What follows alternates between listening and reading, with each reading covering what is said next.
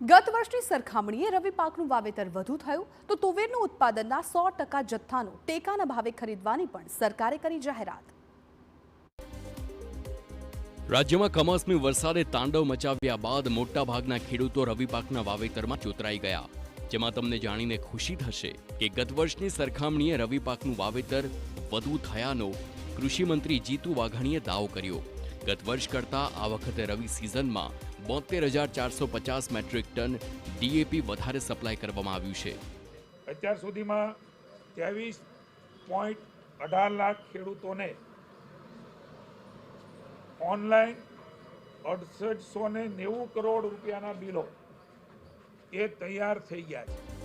તો બીજી તરફ રાજ્ય સરકારે તુવેરની ટેકાના ભાવે ખરીદીની જાહેરાત કરી, જેમાં 22 ડિસેમ્બરથી 21 જાન્યુઆરી સુધી ખેડૂતો ઓનલાઈન નોંધણી કરાવી શકશે, જેમાં 8,000 પ્રતિ ક્વિન્ટલ ટેકાના ભાવે ખેડૂતો પાસેથી ખરીદી કરાશે।